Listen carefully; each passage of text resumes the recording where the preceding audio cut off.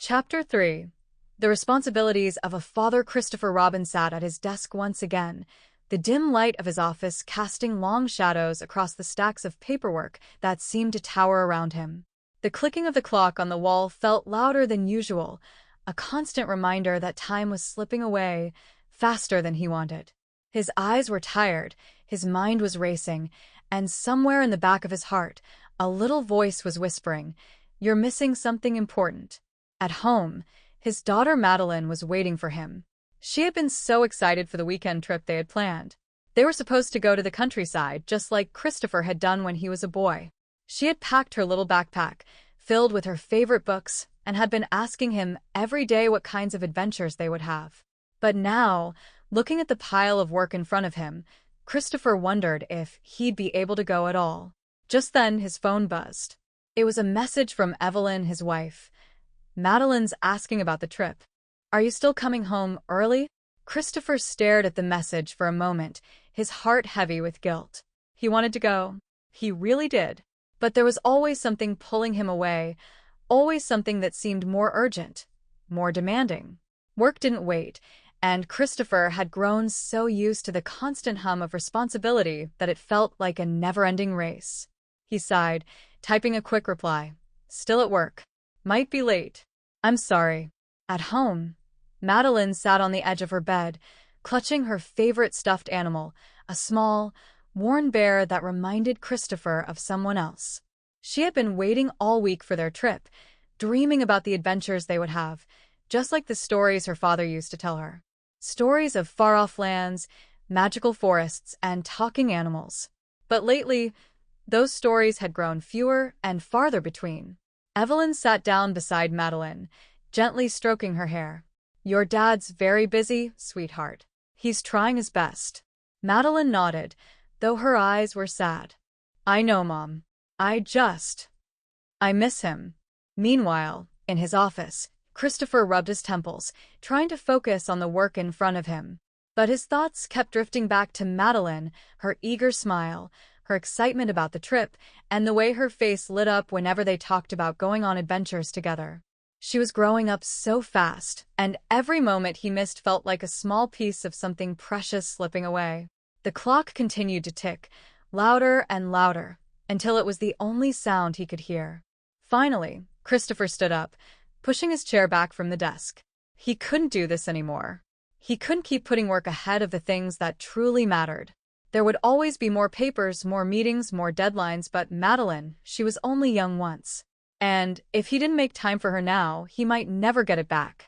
Christopher grabbed his coat, his heart pounding with a mixture of relief and determination. He didn't care if the work wasn't done. He didn't care if Mr. Winslow would be upset. For the first time in a long while, Christopher felt like he was making the right choice. When he walked through the front door of his home that evening, the house was quiet. Evelyn was sitting at the kitchen table, reading, and Madeline was in her room, the door slightly ajar. Evelyn looked up, surprised to see him. "Christopher? You're home early." Christopher nodded, taking a deep breath. "I couldn't stay at the office. Not tonight. I've been thinking about everything and I've been doing it all wrong, Evelyn. I've been so focused on work that I forgot what's really important." Evelyn smiled gently, her eyes soft with understanding.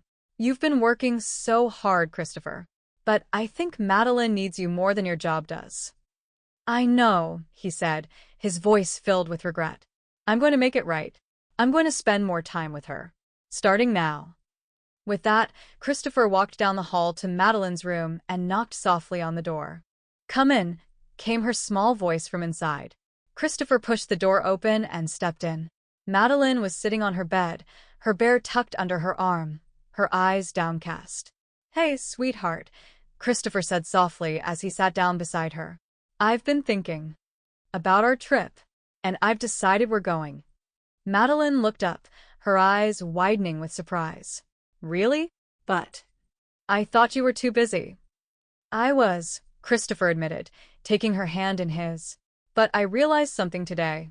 No matter how busy I get, nothing is more important than spending time with you. I've been missing too much, and I don't want to miss any more. So, this weekend, we're going on that trip, just like we planned." Madeline's face broke into a wide smile, the sadness in her eyes melting away. "You mean it, Daddy?" Christopher smiled back, his heart swelling with love for his daughter. "I mean it. And not just this weekend. I'm going to make more time for us, for you. Because nothing is more important to me than being your dad." Madeline threw her arms around him, hugging him tightly. "I'm so happy, Daddy. I've been waiting for this."